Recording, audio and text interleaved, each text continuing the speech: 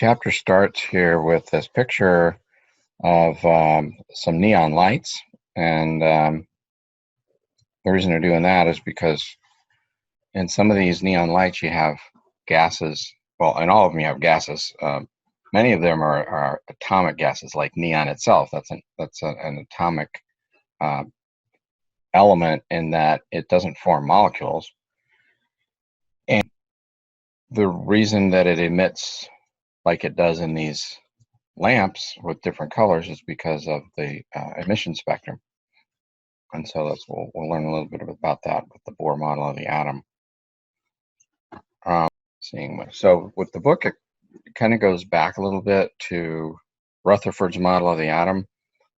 And if you remember, Rutherford was the guy that had the gold foil experiment, and he discovered that the atom isn't made up of just a bunch of mush with some electrons stuck in it. That was the plum pudding model. But he discovered that the atom had a dense nucleus in the middle of it. So this is that picture where you have a nucleus and then electrons, or I'm sorry, these electrons are orbiting it, even in Rutherford's view of the atom.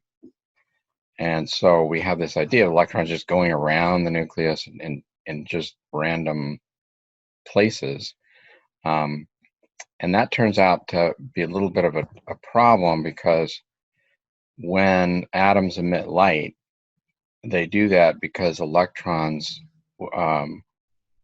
drop down in energy. And so if you have an electron like right here, and it drops down a little closer to the nucleus, it has to get rid of its energy by radiating light. Okay, so that was actually already known, that if that occurs, for example, it might emit orange light. It might come out of it. It's supposed to be a light wave. But the problem is these electrons are all over the place. So that means that any atom should be able to emit all the colors of the rainbow when they're undergoing these transitions. But that doesn't happen. Okay, so that's a problem with Rutherford's model of the atom. So we have to move on to look at some more evidence, and that's where electromagnetic radiation comes in. So we have to know a little bit about the light in order to interpret how our evidence that light is emitted in different colors. So the chapter starts out just talking about light in general. Okay, and light, we usually consider it to be a wave, like the water waves here in this picture. Except it's not a wave that's consisting of matter. It's a wave that consists of an electric and magnetic field. But just like any wave, you have a wavelength from the distance between one crest and another crest. Okay, so this symbol right here, this is the symbol lambda, and it's a length that refers to the length, physically the distance from one peak to the next in a wave. And light has this shape. Actually, light oscillates like this it's essentially a sine wave. So light has a wavelength that can be pictured like this as well. Now, light is more complicated, like I said, because it's a combination of electric and magnetic fields that are propagating like this. So with light, it's not that you have water or moving up and down like on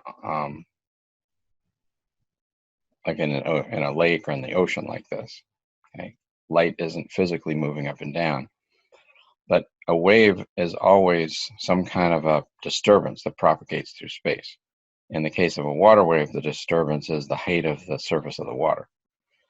In the case of light, the disturbance, the up-down part, is an electric field and a magnetic field moving perpendicular to each other.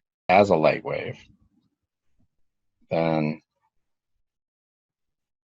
height of the wave, how far it goes up, really is proportional to the strength of an electric field. So these up and down motions are representing, let me see if I can type that in there, representing an electric field oscillation, electric field oscillation. So that's not critical for you to understand, but it's talked about in the chapter, and I just want you to come away with the fact that the light itself isn't moving up and down through space. It's the field that's gaining strength and losing strength as it moves forward through space, because this is a moving wave here with light. This whole thing is moving forward in a particular direction, so it has a velocity. The symbol that we use for that is a little c, speed of light. Okay, but one of the ideas is that light not only has a wave character, but it also has a particle character to it.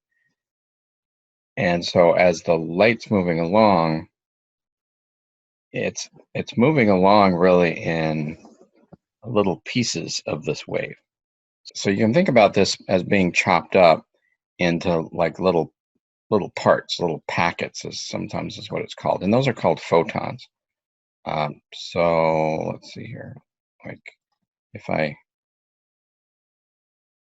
took a piece,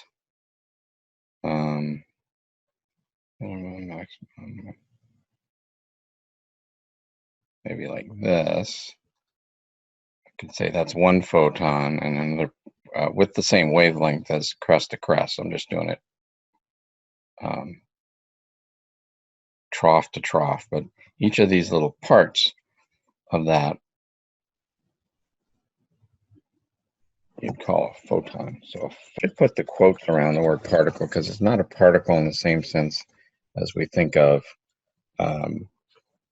particles like electrons and protons. And because light doesn't have a mass. Light particles don't have mass. But they are discrete. They come in little parts like that, moving through. So those are moving through space. And they have evidence that light behaves like this because of an experiment.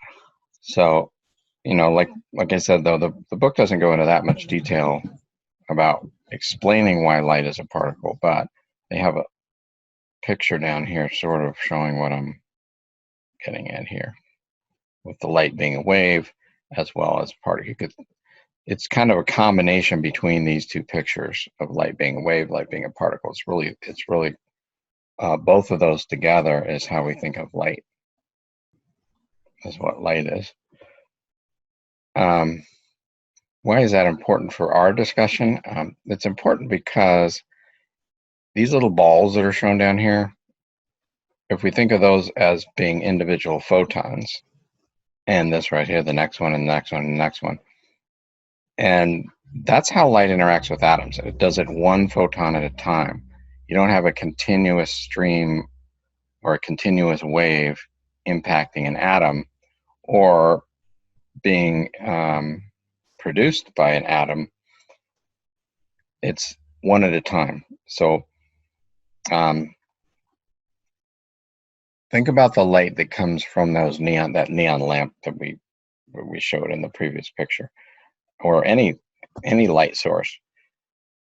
Light is usually thought of just as a stream, a continuous stream of whatever it is that light's made of, but it's really not. It's individual particles that are moving from the source of the light, like a light bulb is putting out individual particles of light, individual photons. But there's so many of them that it seems like a continuous, uninterrupted stream, but it really is broken down into pieces like this. So we'll use that idea when we develop the Bohr model of the atom. Now, just back up a little bit here.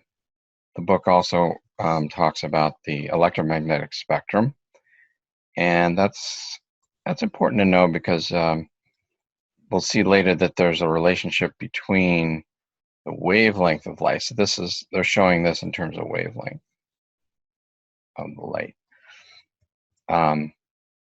and frequency and energy of the light. So at this left-hand end here, they're showing you right here the part of the electromagnetic spectrum that has the largest energies.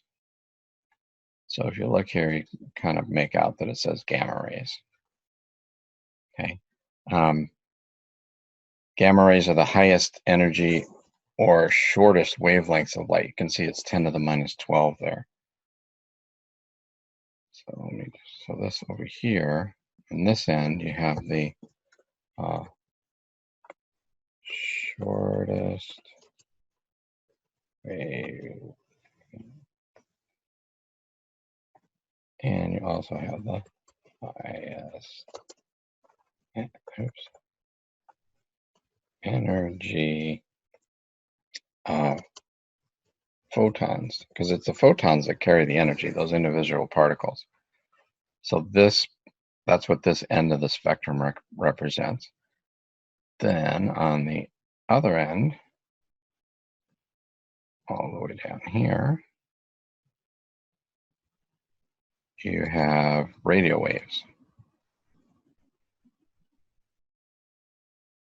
Okay, so radio waves are the longest wave,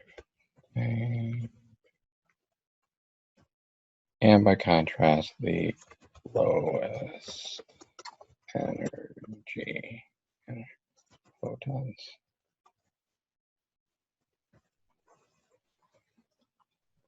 But gamma rays and radio waves, even though they're vastly different in energy, they're both made of the same thing. In the middle of all that, you have this right here, visible. Now, if you haven't seen a graphic like this, it's a little confusing because they take that very narrow range of the visible there and they blow it up. So they take one end and they put it over here, and they take the other end. They kind of stretch it out over here, but it all comes from that middle part. It's like a magnification. This whole thing right there is a magnification of what they're showing you in the middle as part of the electromagnetic spectrum. So all this part that you can see in the colors, that visible part, that's a very narrow part of the whole thing, of the whole electromagnetic spectrum. And it comes, kind of in the middle of all the other energies and wavelengths, but it's also made of the same thing. So when you pick up a signal on a radio, you're picking up evidence of radio waves.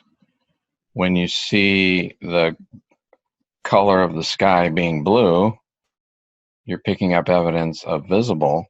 But both of those things are made of the same thing. Radio waves that you can't see, that's made of the same stuff as the blue light that you can see in the sky, or any other color that you can see. Same thing with infrared. Infrared is also made of the same stuff, and so are microwaves.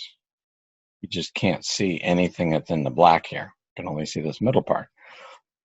So if our eyes were made a little differently, and we could see, for example, radio waves, we'd be seeing all kinds of stuff that we aren't seeing now, because radio waves pass through walls, so we'd be able to see through walls if our eyes could pick up radio waves, essentially. But the problem is radio waves don't interact with very much. They don't interact with the same stuff light does, so the world would look a lot different. What's important about here, all of these that are in this red box that I'm showing, those are the parts that interact with atoms.